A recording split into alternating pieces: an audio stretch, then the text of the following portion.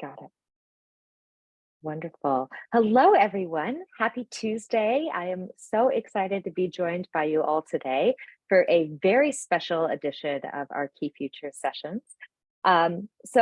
We feel incredibly blessed to be joined every week by such an incredibly dedicated and active community of cultural professionals all over the world who are doing amazing things for this planet and for their communities. And we thought it was a little selfish of us to keep that all to ourselves. So today is our very first Champions Presentations live stream event where we will be recording and also live streaming the session today to share with everyone everywhere to hopefully inspire other cultural professionals from all over the world to see how change can really have a huge impact and what is possible in our beautiful cultural world. So before we get started, I just wanted to make a couple of housekeeping notes and then also tell you a little bit more about the Key Futures program. Unfortunately, we had one of our champions who was not able to join us today due to a plane cancellation. I am going to take this as just a little moment to do a shout out for train travel. I also had a train canceled, but then I just took the next one. So one for trains, zero for planes. I'm teasing, of course, but this is maybe a shout out to the United States to get better train systems. There we go. But we are very, very pleased to be joined by two of our other champions teams to talk about the amazing work that they're doing. So at the end of the session, I will be actually talking a little bit about the pilot program that we're launching on Thursday, so in 2 days. So I am greedily happy that I have an opportunity to share that with you all. So, and of course, Apsara and the Nevada Museum team will be joining us for the following session to present the incredible work that they're doing, which, by the way, just a shout out to the Nevada team. I have heard so much good feedback about the progress that you've been making, but actually from non-Key Futures people and all kinds of groups that are talking about you guys really setting the example and how they feel inspired to be able to make change because of the changes that you guys are making. So a huge congratulations to you guys for your amazing efforts and keep up the good work. So for those of you who don't know me, my name is Caitlin Southwick. I am the founder and executive director here at Key Futures. And it is my great, great pleasure to be joined today by such an amazing group of people from all over the world. As I mentioned, I wanted to just very quickly tell you a little bit about the Key Futures program before I let the champions take over. So I have put together a short presentation for you all. Screen. If my computer will let me do that, there we are. Perfect. And just a quick slideshow to give you all an idea of what we're doing today.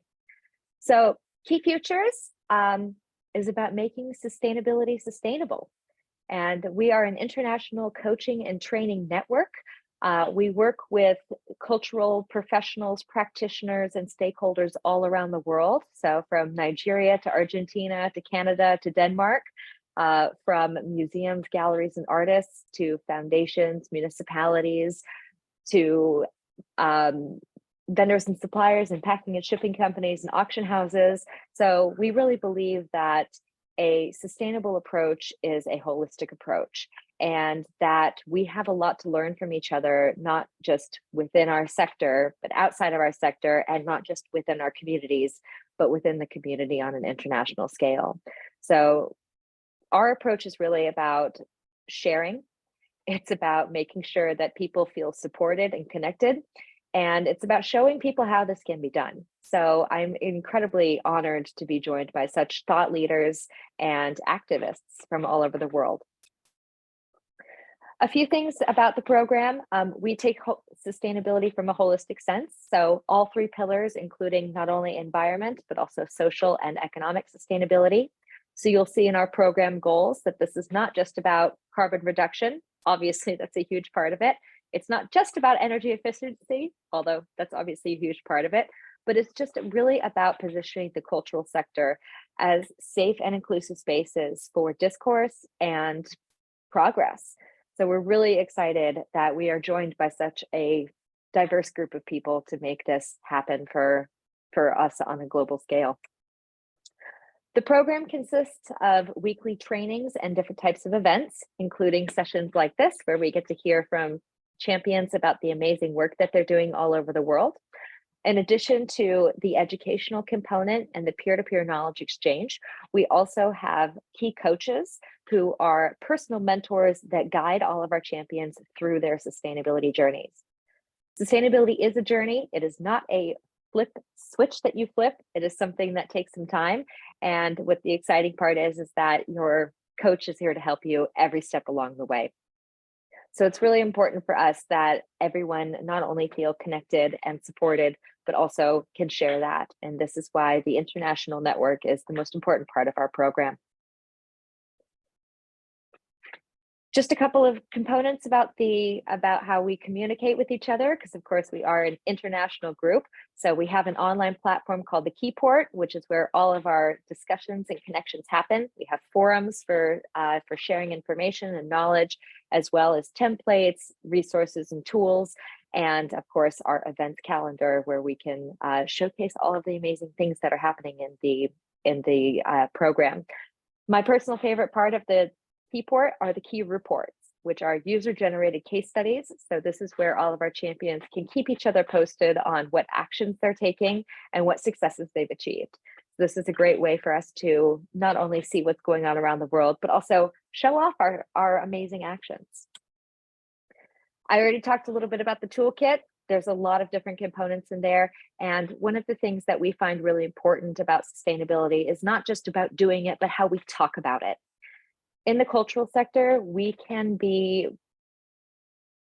I don't know how to say this in a polite way, but we can be accused of green hushing, which is basically a very scary term, which is not talking about what you're doing in a sustainability sense. And usually that's for fear of negative backlash. So it's really important to us that we're steering clear of both green hushing and greenwashing and communicating in a transparent, open, and inclusive way. So we do a lot of work, not only with how we can talk about or how we can actually do sustainability, but how we can talk about it to provide really effective and positive conversations with our colleagues and our peers, as well as our audiences and our communities. As I mentioned, the educational component is a huge aspect of the Key Futures program. It's really important for us that people feel that they know what they're talking about, because it's one thing to talk about it, but it's another thing to feel empowered to talk about it. And I've also found in my life that when I feel like I know what the right choice is, I'm going to make that. And so education is really about giving everyone the foundational skills that they need and the critical thinking skills in order to affect change by making decisions that are more sustainable. And I always talk about when I was a little girl, we'd go to the grocery store. I grew up in the United States, where they would ask you if you want a paper bag or a plastic bag. And I would very proudly, my 8-year-old self, say, I want plastic because I want to save the trees. Because, my mom had told me that in order to make paper bags, they have to cut down trees. And I thought, that's terrible. I don't want to cut down the trees. So I wanted the plastic bags. Of course, now I'm sitting here going, that's really embarrassing. Don't tell anyone that. But this is the power of education. If you know what the right decision is, if you know what's going to be more sustainable, you're going to make that choice. This is why it's important for us to provide holistic and interactive opportunities for educational engagement. I've talked a little bit about the key coaches, just want to celebrate them a little bit here. And I see Leah's on the call. So thank you, Leah, for joining us, one of our amazing, brilliant coaches based in the US. And our coaches are here, as I said, to make sure that you are never alone in your sustainability journey. It can feel overwhelming, it can feel impossible, it can feel like you don't have enough time, but sustainability is achievable. And having someone who can help guide you through the process makes it all the more realistic and all the more relaxing. So your coaches are there to help support you in your journey and also to answer your questions and to connect you with the right people to make sure that sustainability is accessible and easy for you to achieve. We have an incredible group of international participants from the Smithsonian to Museo Moderno, who's joining us today, to the High Museum of Art, to the Terra Foundation. And we're just so grateful as we continue to grow this community. And of course, not only do we work with international organizations as participants, but we also partner with other organizations who are equally engaged with this nexus of culture and sustainability. And it's our great privilege to be partnered with organizations such as the Climate Museum New York, such as Climate Museum UK, the European Theatre Convention, Broadway Green Alliance, Gallery Climate Coalition, and many more. All right, so that's enough from me. What we want to do today, obviously, is hear from our amazing champions. So I am going to now turn over to our first presenters, the Museo Moderno in Buenos Aires. And Marina, I will let you introduce yourself, and thank you so much for joining us. Thank you so much. Good afternoon. We are very glad to be here with Pat Rigueira. I'm Marina von der Heide, and I will be doing the presentation for you with Pat. But the thing is that we are going to be two and not one. And I will be sharing my screen now.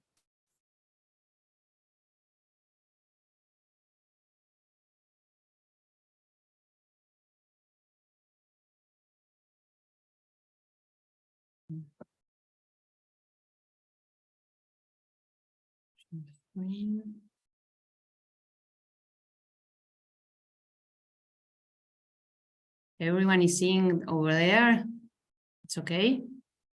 Well, thanks Key Culture for the invitation and the constant support for generating a space for learning, exchange, and for building network. Today we will be talking about our sustainable journey. Sustainable development has gained relevance in the museum world, and we will be sharing experiences that give sense to what we are living today in our sustainable journey. We started our sustainable journey back in 2017 when the museum held Tomás Saraceno's exhibition, How to Untangle the Universe in a Spider Web.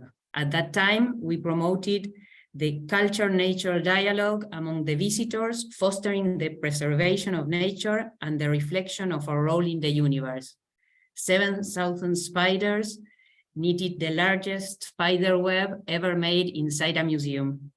Since then, the Museo Moderno continued to explore possible paths to learn more about sustainable practices and started an accessible program with the goal to become inclusive for all visitors. Wait a minute, here we are, but the thing is that I'm sharing and I think you won't be seeing that, yes. We plunged into the project, and after 5 years of constant betterment and continuous effort, we got the accessible certification in January 2023. At this point, I want to share 2 learnings. The first one, that the director's office involvement is crucial, and the second one, that small steps are needed to overcome challenges and stay flexible.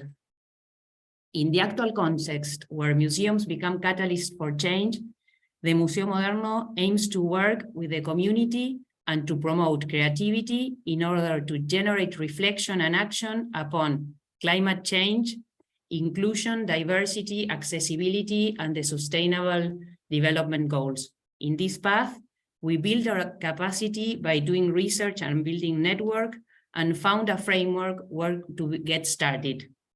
We organized our action plan through the ICOM 5-dimension model and started generating awareness through monthly team meetings and workshops. Our 2023 and 24 plan involved people engagement, staff and visitors through the program exhibition, education activities, and operational shifts towards becoming more sustainable. As regards the planet,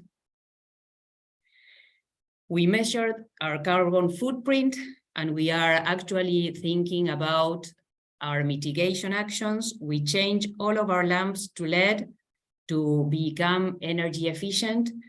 We separated garbage and promoted recycling. We installed a building management system to control water, energy, and prevent pitfalls. And as regards our annual program, we are developing education activities, workshops, and new exhibitions that promote nature conservation and climate action.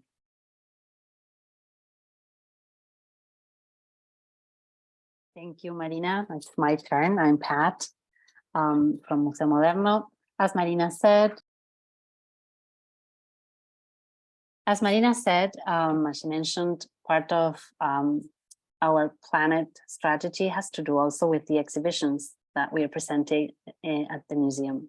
In 2020, during COVID-19 lockdown, the museum came out with an extraordinary digital program that connected artists with crucial themes across humanity, like racism and climate action. That was the roadmap which marked the path for present exhibitions. Today, we chose these ones to share today because of the relevance and connection with planet Earth and the universe. The first one is called Green Manifest. It will open on July the 7th with works of art produced between the 60s till present, a celebration of art and imagination as a fundamental means of recognizing the forcefulness that constitute our planet Earth. This exhibit brings wonders in the face of nature and recovers a world of sensations from the diverse regions of Argentina and Latin America. We have jungles, wetlands, mountains, icebergs. Argentina has all of these climates. And the Moderno seeks to create access to this natural world and promote consciousness in a journey of human perception by showing the antagonism between nature and civilization. The other exhibit is called 18 Minutes from the Sun. It will open on June the 3rd. And this exhibit proposes a search throughout Argentina to understand the ties with the immeasurable universe and cosmos established by the different indigenous communities and how it is approached nowadays. A view from the south, the stars and the reflection, and it raises the question of how humans can access a universe and how this can promote more sustainable contributions to our territories. Both of these exhibits demanded a deep research of the curator team of many diverse artists across the country, and some of them traveled to meet them, and their works of art will be exhibited in the museum. So we go to the next slide, Marina, thank you.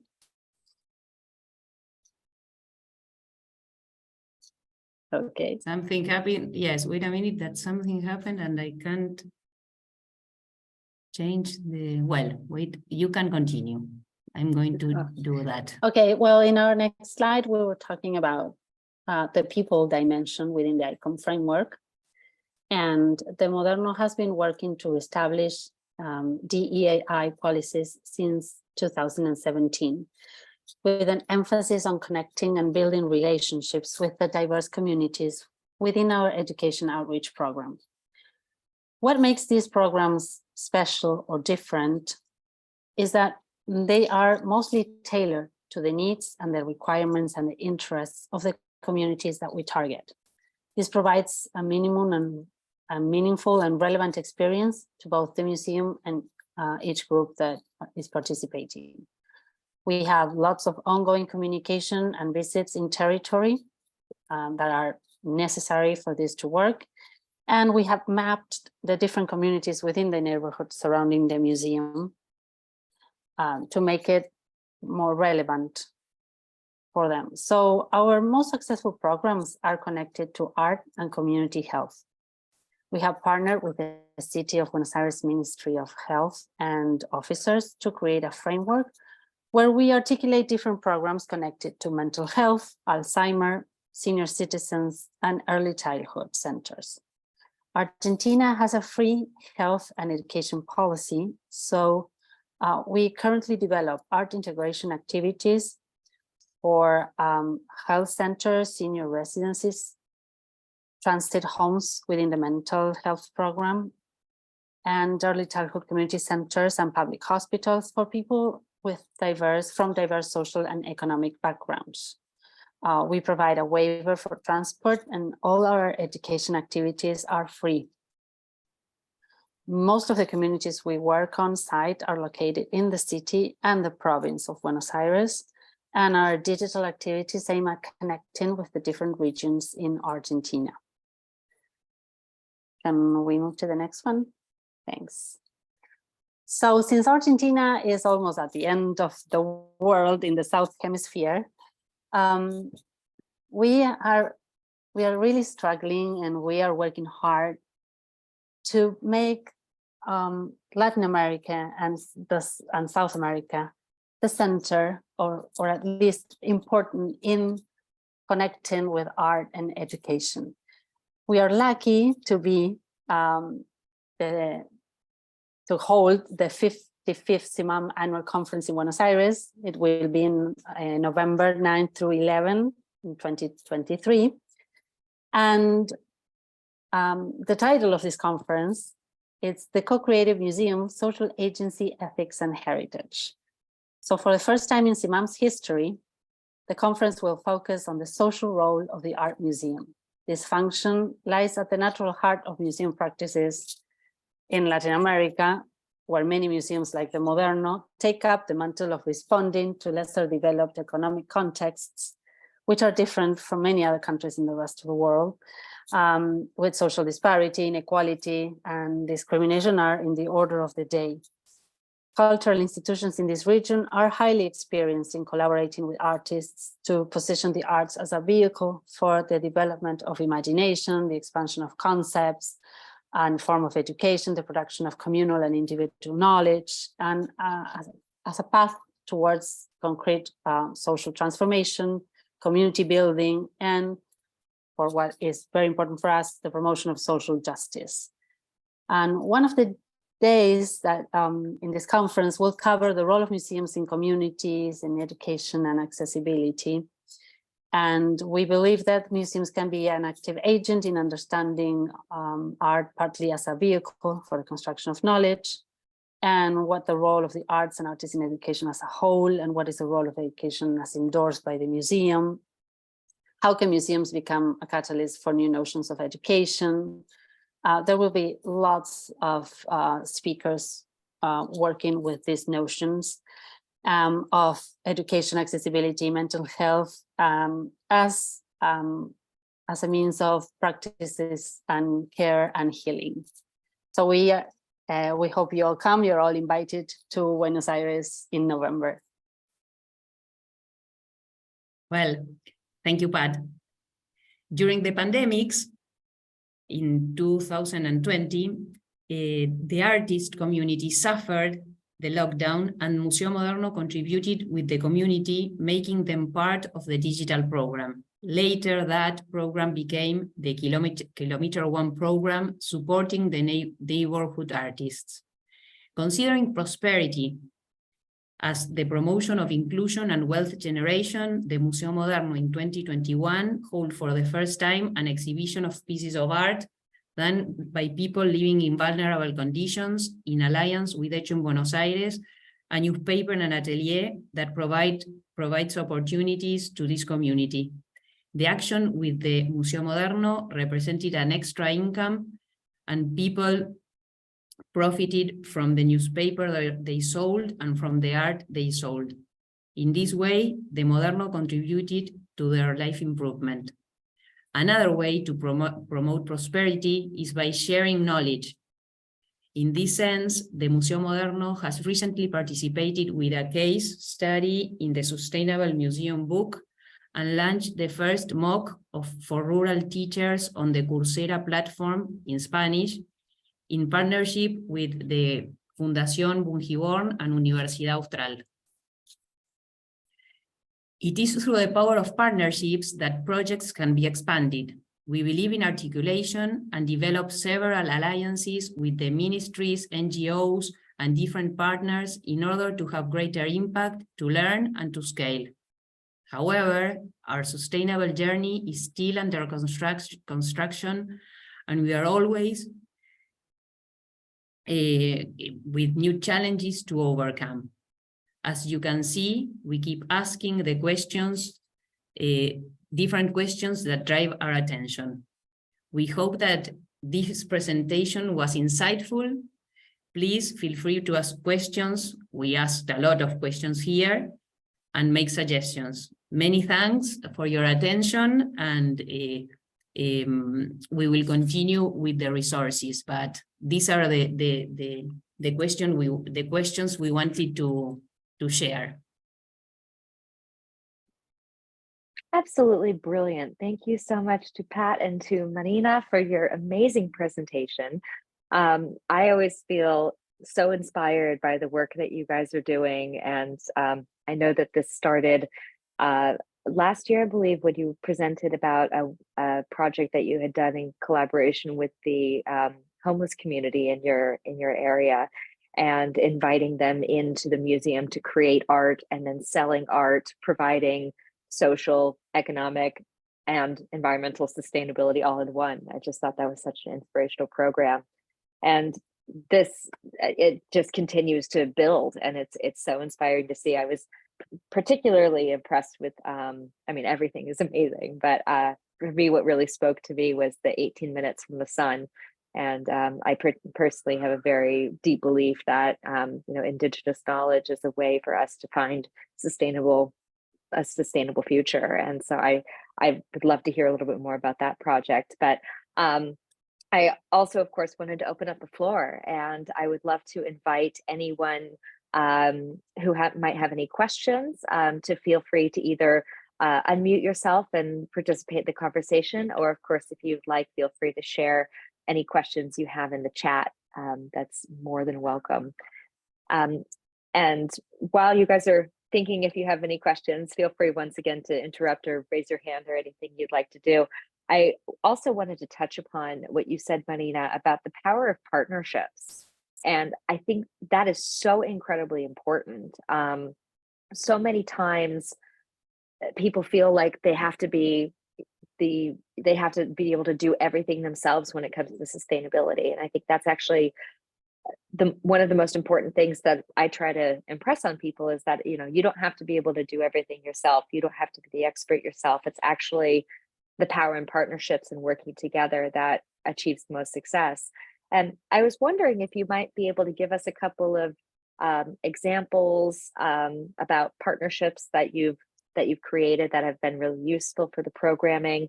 And also if you could talk a little bit about the time commitment for the partnerships, because I feel that when I talk to a lot of cultural professionals, their reluctance in forming partnerships is they don't have time for it. So I'd love to hear how you make time and what benefits you've seen. So I don't know, Pat or Marina, if you might be willing to indulge me a little bit. Well, Pat, if you like, I can tell about Ninawa's partnership, and then you can share the other partnerships that we have with education activities. Yeah, sure. Well, one of the examples that came to my mind is the partnership that we have with an organization that it's called Fundación Ninawa Daer, that they are committed to bringing opportunities to blinded people or people that has difficulties to visual disabilities. Yes, visual disabilities. And we started that partnership by chance because they came to the museum and we started talking 5 or 6 years ago. And then we did the time to get to know each other. At the beginning was quite difficult because they wanted some things and we wanted other things. And we had to negotiate and get in the same track. But afterwards, we managed to develop several agreements, annual agreements, and they were very, very generous and gave us the opportunity to have a tactile area at the museum, the Braille, we have the Braille. We have sensory maps, tactile maps. Sensory yes, tactile maps. Yes, blinded. and the cédulas I wanted to say, but I can't remember the word in English, that are inside of the galleries. where all the pieces of art are explained. So it was at the beginning quite hard, but then it was very Profitable. not For only both of us. profitable, but also as we got to know each other, there was a fluid communication. There is a fluid communication because we are still partnership with them, and we keep building exchanges. So this year they will still support us with 3D reproductions, and we are all of the time developing new ideas, and they are eager to support us. So for us was a very good alliance. May I ask a follow-up question to this? Yes. So with this partnership, so did they help to develop the Braille language for actually telling what's on the picture and telling the story about the paintings you exhibit, or it's just the title and the painter's name? How did you work with them? What do you have in Braille language? If I'm visually impaired and I come to your museum, what can I see with my hands? We have 6 tactile maps provided by them because the museum has 4 floors. So they provided us with 6 tactile maps. They provided us with 3 reproductions of real works of art that we have placed in a specific room that we call the tactile room. We are developing the audio descriptions of those works of art with them. And as regards the information of each work of art, we will have just title and author in Braille, and then we will have audio descriptions with QR codes for visually impaired people. Plus, what we are developing is a sensory card that we can take within the gallery rooms with portions of real works of art that artists have donated and that visually impaired people can touch as they hear the education guides talking about each work of art. So in our gallery tours, we include that, and we are developing that with them. How do you get funding for it? Sorry? How do you get funding for it? Who pays for it? The museum? The foundation. No, the foundation is paying for that. Yes. Okay, wonderful. Thank you. You're welcome. Yes, and in exchange, we give them visibility, brand visibility, and participation in our events. There's an exchange, but they are the ones that donate the elements or the materials for the exhibitions. I would like to connect of this. I have lots of questions, but I don't want to take a lot of time here, but I would like to connect with the 2 of you. I'm really interested in this. Great. I will give our mails in the chat. Perfect. And you guys are both on the keyboard as well, so don't forget you can connect there. So brilliant. But I love that, Ayla, and I think that's such a great conversation to continue having. And that's, of course, the whole point of these sessions, is that we can start seeing where we can make some connections and partnerships ourselves. And I think this is a beautiful example of opportunities that we can find with partnerships. Partnerships are not necessarily more work for us. And I think this is a perfect example of showing that not only have we created something incredibly impactful and accessible for our institution and our communities, but also we didn't have to pay for it. It was, there's so many benefits there from all aspects of sustainability. So this is a beautiful example. And thank you so much to Marina and Pat. And thank you, Ella, for the questions. Does anyone else have any questions for Museo Moderno at the moment? Oh, wonderful. All right. Well, huge thank you. I know that we will continue these conversations within the community, and maybe this be something we can share a little bit about in the forums as well. So really excited to continue these conversations. And Before we move on to our next speaker, I just wanted to also give a huge thank you to the Tigre Foundation. And I see that Larissa has joined us today. And I wanted to just acknowledge that without their incredible support, institutions such as Museo Moderno wouldn't be joining us today. So a huge thank you to A the huge thank you. the visionary leadership, Larissa Harris, and also the Tigre Foundation for their generous support in making sure that sustainability is sustainable for everyone. So thank you so much. Wonderful. All right, and once again, a round of applause for our phenomenal champions. I'm always so inspired by the work that you guys are doing, and I think it's incredibly beneficial to see how this can really be done and concrete actions that can be taken. And I look forward to continuing to see your beautiful journey unfolding. We are now going to go back over the Atlantic and back to Europe, where we are joined by Christina in the Ukraine from NGO DocuDays. And Christina, I will let you introduce yourself and your phenomenal organization and the inspiring work that you do. So I'll turn over to you. Thank you, Caitlin. Thank you for the invitation. I'm so excited to be here today. And I just want to say that, to speak about sustainability when you live in the wartime, it's really hard. But today, I think I can share the experience from the organization which I support as a sustainability manager. And I would like also to add that, this is the first step to these sustainable journeys, but still we see the first results.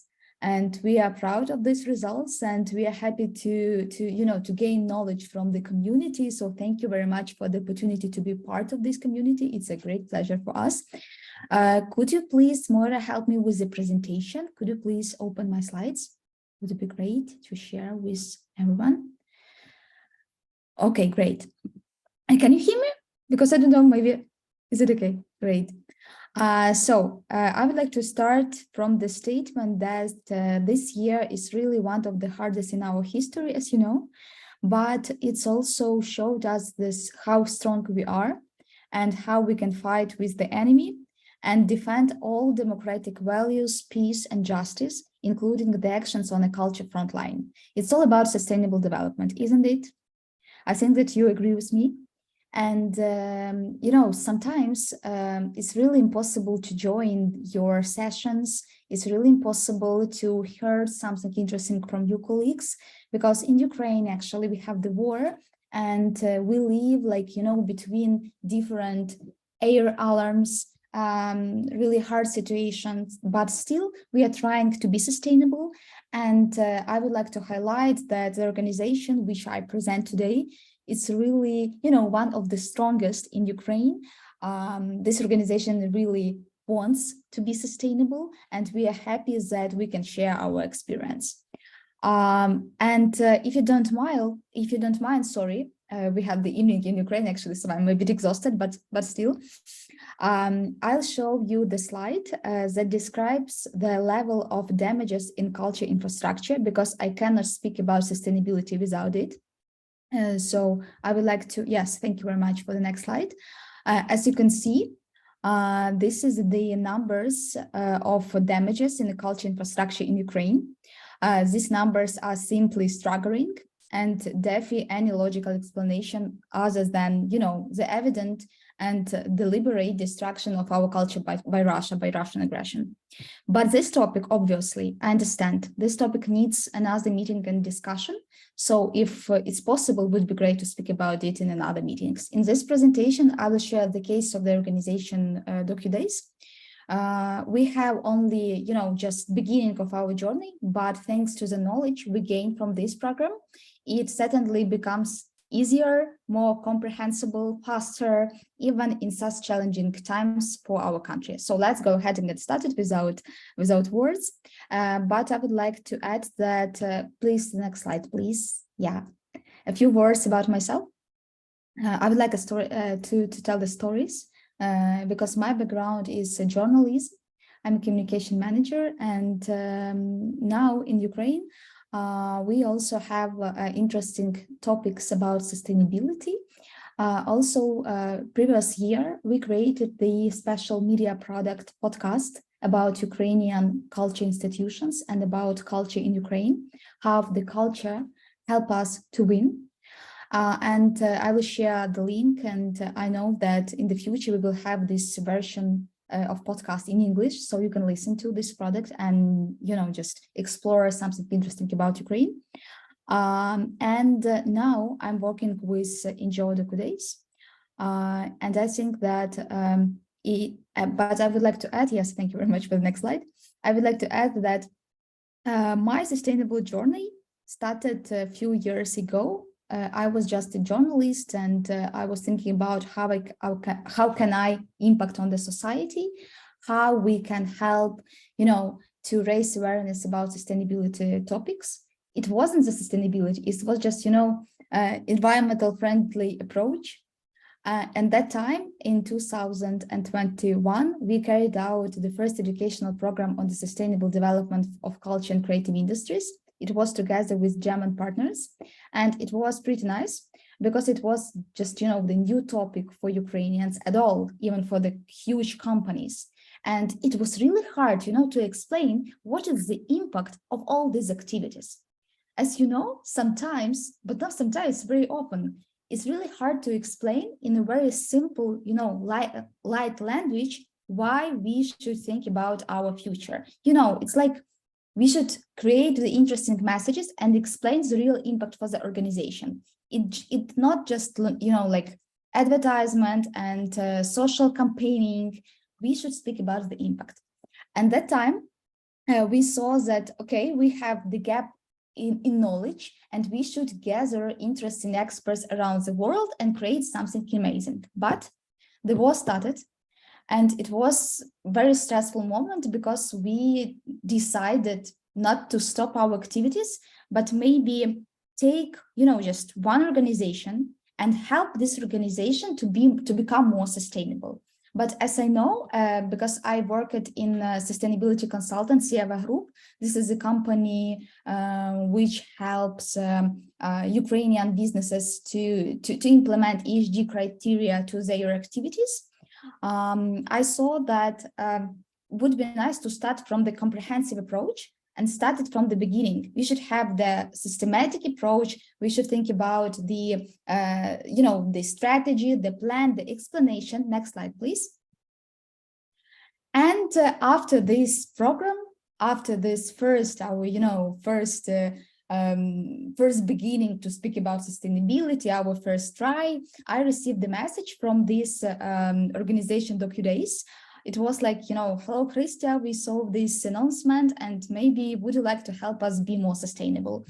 And we were wondering, because it's like, just the first message to us, and we decided, okay, we can help, let's start. And it began. Next slide, please. So who is the NGO DocuDays UA?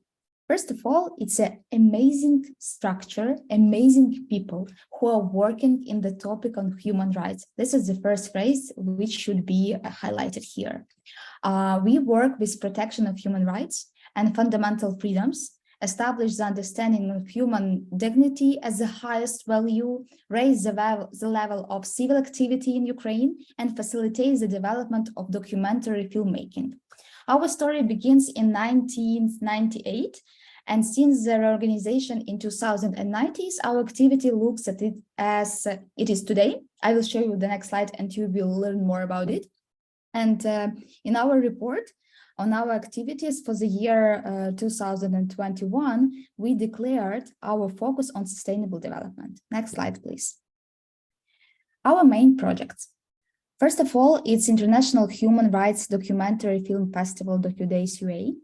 Also, we have traveling version. It means that we cover all our oblasts, all our regions with our festival, and help the local communities to learn more about human rights, have to fight, have to speak about it. We have lots of advocacy campaigns about social sustainability, about human rights, about SDGs. And also we have Doku Club Network. It's a special, let's say it's a special communities in Ukrainians, local communities. And everyone in Ukraine can open this small, this club and have the opportunity to show the documentary and also speak about the impact of these films with the audience. Also, we created Ukraine War Archive. This is the special, I will share with you and put the link to our chat. This is the special, let's say, product. We are gathering films and short videos about war in Ukraine. These materials will be useful for the future documentalists, also for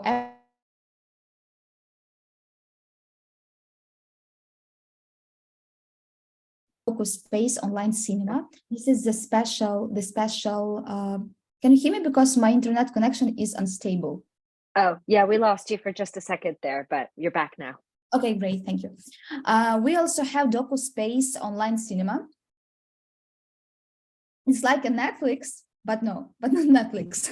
It's something about our Ukrainian documentaries, but also we have international films. And you can just also share with you the link. You can just open this website and watch interesting documentaries, also with the audio description. This is about our social sustainability and accessibility, but I will tell a bit about it more a bit later. Yeah, we also have the program Doku Help. This is the special program for our Ukrainian documentaries and for journalists. We help them to work in a crisis time. This is its program. This program is with the partnership with international donors. We are working with international donors, and I will share with you the results also a bit later.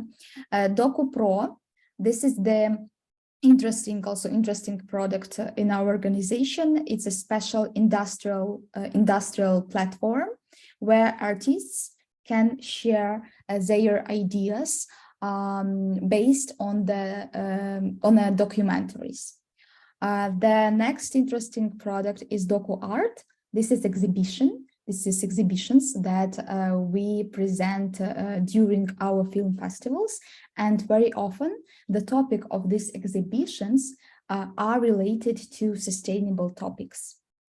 It's really important because when we speak about the festival's activity, we don't have the building, we are the festival, and we also have the traveling festival.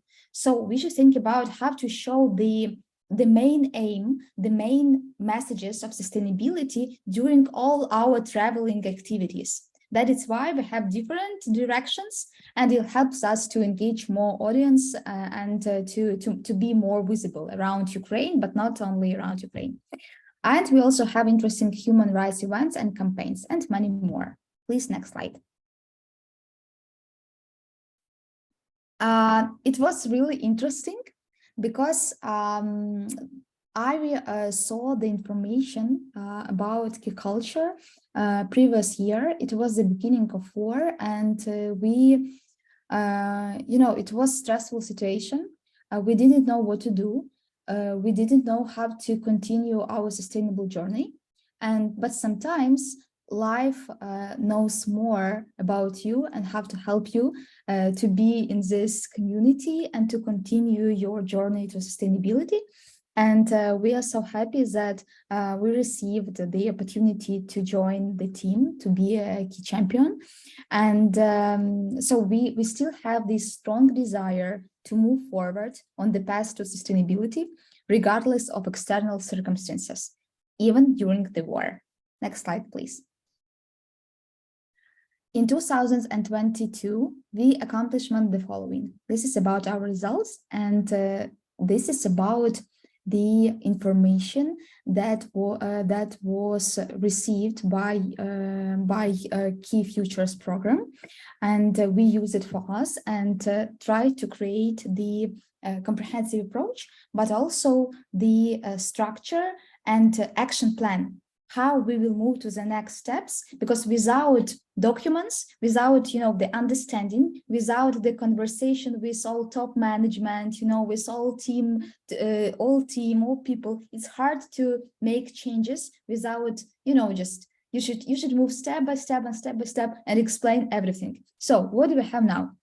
In previous year, we conducted environmental and social audit of our organization's activities, where we identified our growth areas and priorities. Thankfully, I am certified social sustainability specialist. And when we speak about social sustainability, it's really not so hard to change something. But when we speak about environmental one, it's really helpful to have the information from you guys, because for instance, in Ukraine, it's really hard to speak about carbon emissions, but this is another topic to discuss. Really, I need this conversation because we should have this experience from all of you, and I think it will be useful for us. But we also have interesting, let's say, activities in this topic, even in our government. So we identified our growth areas and priorities. So for us, as a film festival, it's really important to have all our media products and all our products accessible to everyone. This is the highest priority for us to make it. And to be honest, it's really hard to find money to cover it. Because now, sometimes it seems like, oh, it's not the first priority for us, but no. Really, when we speak about the war, when we speak about the future, we should think about social sustainability and have to help people with disabilities to be a part of all our culture activities. Not only the DocuDay Festival. We also, previous year, we organized a festival in Kyiv. It was hard, really. It was hard, and we had lots of risks. Environmental, social, safety risks, but we decided to launch it. We decided to hold this festival because we saw that our audience is ready to visit, to visit events and to speak with each other and to think about the future. And we also, in that festival, we ensured the accessibility of films through audio descriptions, as I said before, descriptive subtitles, and sign language. We integrated the theme of the war's impact on the environment into the festival's content, providing 30% of the content on this topic. And it was interesting, and we see that as you know, culture can be an instrument, the communication instrument, when we speak about sustainability. We also developed drafts of the Code of Ethics, environmental policy and social policy. We are still in the process of finalizing because, our team is more than, I think, with the volunteers, it's approximately 100 people. And it's really hard to listen everyone and to try to gather all interesting thoughts. But I think that maybe next month will be interesting for us, and we can finalize all these documents and share with you guys, because it's also like our results. We also carried out nationwide campaign Together for Safe Childbirth. The aim of this campaign was to speak about the childbirth and pregnancy during wartime.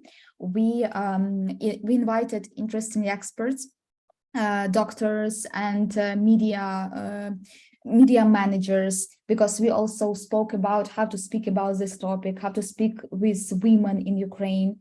And it was interesting and really helpful for our audiences, because we did an interesting survey and saw that it was helpful. And as for me, I think that we cannot speak about sustainability without measuring impact. It will be like, just or greenwashing, or it just, blah, blah, blah. I don't like to be blah, blah, blah. That is why we try to fix everything. We also organized and participated and 59 international events around the world, and online, but also offline, reaching lots of people, as you see. And we spoke about peace, about justice, about democracy, and we also try to be visible around the world and to speak about our key message that is understandable for everyone, I hope. We also implemented DocuHealth program. It was part of our social sustainability. We support 90 Ukrainian independent filmmakers and 3 filmmaking organizations that record war crimes. Next slide, please.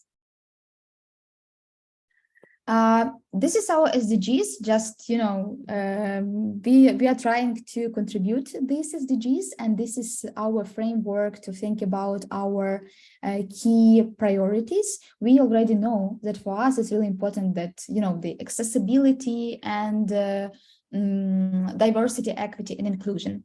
For us, it's really interesting. But also we think about local communities, because we have access to all local communities around Ukraine. So we can spread the idea about sustainability, and we try to create interesting creative products to speak about this topic and to help this local organization to think about their impact, environmental and social, for sure. And we teach them to think differently. Next slide, please. Challenges we faced. To be honest, these are not the hardest one, but I think now it seems like we should speak about the safety, because it's a first priority for each cultural organization in Ukraine. We all the time think about shelters. We all the time thinking about how to help people if something happened. And I think that I hope that you will never face this horrible situation, but just for your understanding, please put information and put the safety topic to your sustainability plan, because it's really important, because we don't know what will be in the future. And now our key priority is to have our events really safe. We have lots of volunteers who can help us if something happened, and it's all the time it's all the time about risks, but we try to manage it, and we learn everything about security all the time, because we should be prepared for everything. It was also a big challenge, our destruction of energy infrastructure. That is why helpfully, we had the opportunity to cover our problems with energy and infrastructure. But the challenge is that we use generators, and as you know, generators aren't environmental friendly thing. And for now, thankfully, we don't have problem with light, we don't have problems with power, but still we are thinking about how to replace generators and use more sustainable versions to cover all our problems with energy. And also, the last but not least is population migration. We are working with our colleagues, and our colleagues now, they are living in different places around the globe. And it was a challenge to communicate with them. It was a challenge to think about their mental health. But when we have challenge, I think we have the decision. And now we understand that we become the strongest. We know how to work remotely, even after COVID times. This is harder, and we are happy that we know how to work in crisis time, in real crisis time, and much more. Next slide, please. Our priorities for this year. It seems like it's really hard to plan something for the future, but we will do it because we believe in the future. And we believe in sustainable future. And the first news, I think, will be that we have our 20th anniversary festival in Ukraine in Kyiv. And this festival will be from June, from the 2nd June to 8th June. We are working on this now. And we will have lots of people around the globe offline in Ukraine. This is our, we are really happy. We are really happy, and I'm so inspired to be a part of this team, because we see that everyone wants to be a part of the festival, because we have the long story of the activities, and the world wants to participate in our activities. We also planning to gather data for the baseline year. We will gather data about gender for sure, but also we will try to fix something about our environmental data. And we are working on questionnaires and different other different. Sorry, I have the problem with my voice. It's due to my podcaster thing, you know. But I'm ready to continue. Sorry, maybe you just want to close this session, but I am really happy that I can have the conversation with you today. So we need this. So we see that this year is a baseline for us to gather all data and work with this data and compare with this year, and we would like to be better even now. Also, we will have our traveling festival in regions across Ukraine and engage target groups in our accessible formats. This year we have sign language, we have audio description, we have subtitles. We also work with our partners. NGOs, these NGOs are working with people with disabilities. We're creating interesting campaigns together. And I hope that we will have very diverse visitors in our festival. Sorry for that. Also, we are planning to finalize all our developer documents, on policies, and create the sustainability strategy for instance, 3 years, or we will see how it will look like. Sorry. We also planning to develop a comprehensive sustainable development strategy and present it to the public. And Comet's work on developing our own accessible cinema application. We are trying to find a business partner, and we have amazing IT companies in Ukraine, and we hope that this synergy will happen. Next slide, please. That's all from my side. And if you have any questions, just put to the chat or raise your hand, or Thank you very much. Thank you very much that you gave us this opportunity. And we hope that we will share our results, our amazing results, and you will be proud of us. Thank you very much.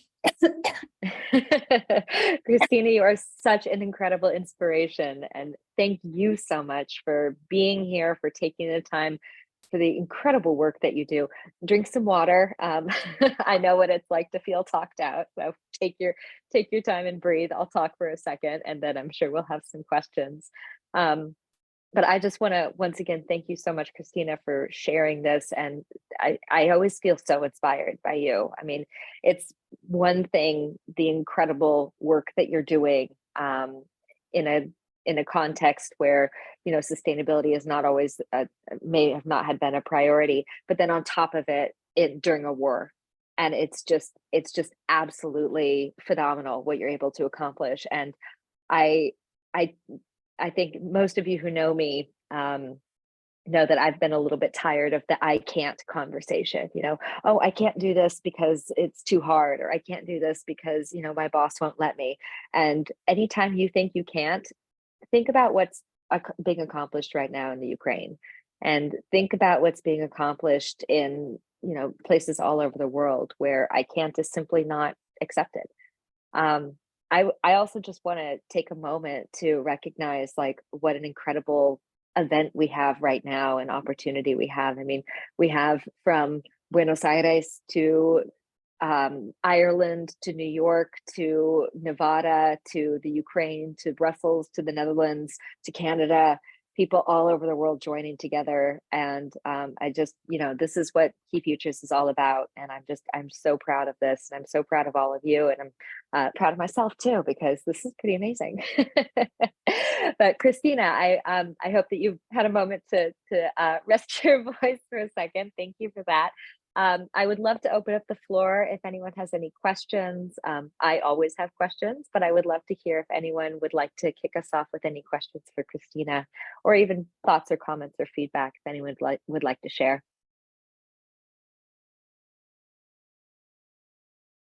I don't really have a question, but Christina, I second everything Caitlin said, and to be able to carry on and and with war going over all the time. I'm from Poland. I didn't cross the border of Ukraine last year when I visited, because we worked on the east part of Poland to help the refugees come. And just get them acquainted. But, seeing that you guys didn't lose your focus and didn't lose, you still have priorities and goals that you want to accomplish. That's what Ukrainian spirit is all about. And I think we all feel this, it's just sometimes we think, oh my God, another meeting, another task to do. But yeah, hearing people like you sharing their story, and we know how COVID hard was to manage, and we had to pivot like 7 times in a week and do something different. So this is really spectacular. So thank you for sharing, and Caitlin, thank you for letting us, be a part of this story and meet Christina and her group. So I'm impressed, and thank you.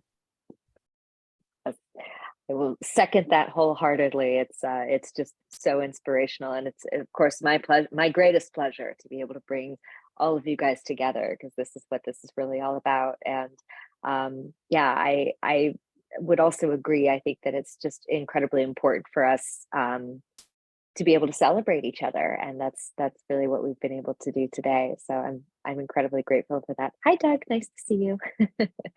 Wonderful. And thank you so much, Ayla, for sharing your feedback. And I think that always keeps me motivating, and I think it we can keep each other motivated as well. Does anyone else have any questions or comments? Yeah, go ahead, Doug, please. It was just a very humbling experience to hear you talking about the resilience of your own community in the face of the kind of forces that yeah, we so many of us don't have to deal with, and the sustainability challenges that we all have as humans are massive. But oh my God, to be actually undertaking this in the midst of your environment is just yeah, humbling, and really appreciate your contribution. Very well said, Doug. I couldn't agree more. And I think, Christina, anytime that you feel that you're struggling with anything, we are all here to support you. So please, reach out to this community, because this is what we're here for, and we are all here cheering you on. So, and thank you for, being such a leader in this. And it's our greatest pleasure to get to work with you. And I'm so grateful to hear that Key Futures has been able to help support you and during your work. And we look forward to a very long and prosperous relationship together with DocuDays and with you individually as well. So that's amazing. Thank you very much for everyone for your comments. And just for, I just want to let you know that we are also ready to collaborate with you and tell our story, because we think that it's really important to share our experience. And we can also be very interesting for you, and we can share our experience, and we can collaborate and support you as well. Thank you very much for your support. Thank you very much for your kind words, and I'm really happy to be with you. So it's amazing and incredible, Ina. Thank you, Caitlin, for your job. Amazing. Well, thank you. And I love that. I love the invitation to collaborate. I think there's so many opportunities for synergies across the institutions and across the world. So I do hope we all take each other up on that and connect on the Keyport, reach out, converse, talk. Let's brainstorm and see what we can do. And look forward to hearing how some partnerships may evolve within the organization, and particularly with Christina's. So thank you for the invitation, Christina. I appreciate that. Amazing. Well, we just have a few more minutes here. I know we got a little bit of a late start, but I do want to make sure that we get out of here on time, because I know it's late in the Ukraine and it's getting a little late in Central Europe as well. So I wanted to just very quickly share with you guys one last project that is actually an internal project. I'm really, really excited to announce that Key Futures is piloting a project focusing on reducing the collective carbon footprint of the cultural sector through addressing and updating climate control regulations at museums. So I wanted to give a very quick presentation on what we're going to be launching on Thursday, and then I'll wrap up with a couple of last words, and of course open up if anyone else would like to share anything. So I'm just going to go back to my screen share. Oh, it says it's paused for some reason. Just a moment. There we go. Escape. Apparently, let's see. Can you guys see my screen? No, not yet. Moment.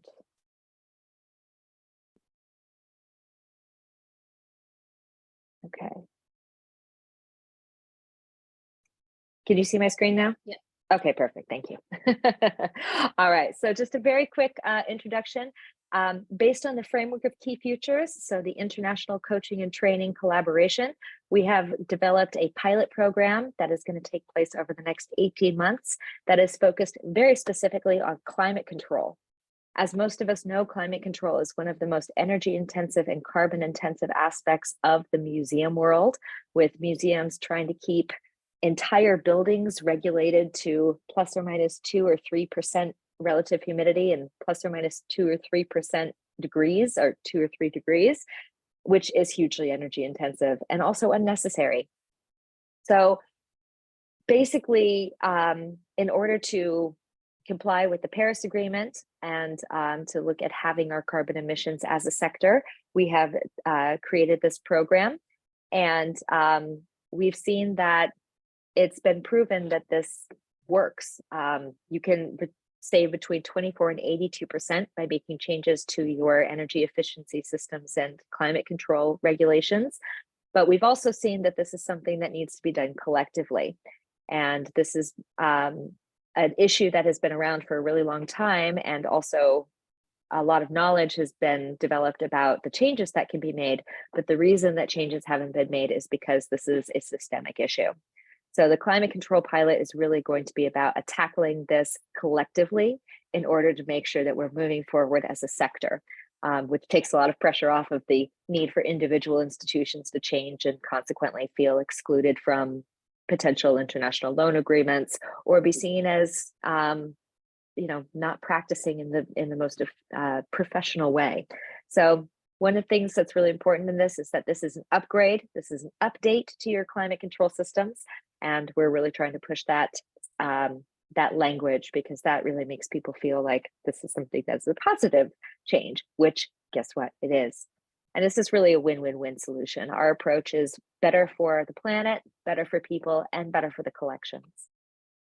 So the program is part of a four-step program, which began with a survey in October of 2022, where we kind of got a lay of the land on what climate control conditions institutions were using around the world. The second part of the program was a conference that we co-hosted with the Gallery Climate Coalition to look at what the current research and most relevant scientific data was regarding climate control. And we realized that actually everyone's on the same page, that change is a good thing and that it's time to do so. So we circulated a declaration to get people to declare that they would make changes to both their climate control ranges as well as their loan agreements. And then, of course, the follow-up on that is let's put this into action. And we're absolutely thrilled to be launching the pilot program starting on Thursday. Of course, what we'd like to get out of this program is to pave the way for museums all over the world to make changes and upgrades to their climate control conditions and loan agreements. This is about collective action, as I've mentioned several times, and I will keep mentioning. So we're looking at producing case studies and a methodology that can be applied for institutions around the world. This is about data collection and transparency and getting some honesty when it comes to what the actual conditions are at our institutions and what's really needed. And then this is also about changing the culture of this idea that professional standards are the most stringent or rigid climate control parameters. And it's about changing the climate around loan agreements, and that you don't need to require ridiculous climate control conditions that are unsustainable in many, many ways, financially, economically, and socially, in order to be able to share art around the world, because isn't that what we're all here to do? So there's many things that we're looking to accomplish in this. Of course, as I mentioned, case studies, energy efficiency, carbon reduction, and most importantly, in my mind, communication and collaboration. So we're working with different pilots around the world. Our first cohorts include, different coaches around the world. Our first cohort includes Joel Taylor, who is one of the leading researchers in the world on climate control and preventive conservation. And he's partnering with mechanical engineer and sustainable energy specialist Jacob Norby to work with our Denmark cohort, which is launching on Thursday. And I'll talk more about that. In North America, we have Christopher Cameron and Marie Desrochers. Marie is actually the first graduate with an MSc specifically in preventive conservation in the United States. And Christopher is a specialist in sustainable preservation and has been working at IPI for the last 7 years, and comes with a background in mechanical engineering as well. And in the UK, we have Kelly Krish, who is a former colleague of Christopher's, so small world, who's also a preventive conservation specialist, and Sasha Kostanovich, who is a mechanical engineer and an energy saving specialist as well. So the idea behind the program is we're going to walk institutions through the process of data collection, interpretation of collections, buildings, and geographic locations, and then designing a roadmap for making changes throughout the course of an entire year. So we're going to look at all seasons and all types of different temperatures. And then, of course, there's the implementation process. And over the course of the 18-month pilot project, after the development, will be the implementation, where we will actually experience changes over the course of the year. And then we'll have a second conference to show off the results. As I mentioned, we are absolutely honored to be starting this pilot with the Danish Association of Museums. And ODM has collaborated with us with the support of the Augustinus Foundation, which has given us the opportunity to recruit 10 member museums from ODM to participate in the pilot project. And ODM will be working with the Key Futures team during the pilot to create a subsequent training course, which will be available for all Danish museums after the pilot launches. So by December 2024, there will not be a single museum in Denmark that is not upgrading their climate control and loan agreements. And to be honest, it's my hope that that's the case globally. So thank you guys so much for your attention. For quick explanation of the pilot project. We look forward to sharing more information with you. I'm going to stop sharing my screen now. And of course, we're really happy to answer any questions you may have about the pilot project, of course, anything else with the Key Futures program. All right, we've got a couple, Marina, that is a very good question. We are starting in Europe and North America, because those are some of the worst culprits when it comes to climate control. But we're actually going to be rolling the project out as we get participants joining. So as soon as we have a demand for this in Latin America, then we're going to get rolling there. So let's talk. Absolutely. Brilliant. Oh, thank you so much for sharing the docu links, Christina, and we'll make sure to put that on YouTube as well. So that's fantastic. Wonderful.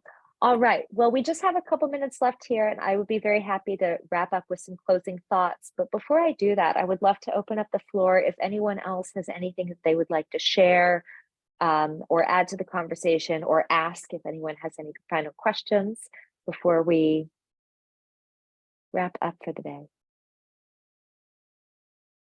No? Okay, wonderful. Well, I would just like to thank you all so much again from the bottom of my heart for being here with us today. This is really, it's what gets me out of bed every morning, is the fact that I get to work with all of you. And I'm so incredibly grateful for this amazing opportunity and for being a part of all of your journeys. And, you know, what we have today is really what Key Futures is. This is about sharing. This is about collaborating. This is about community building.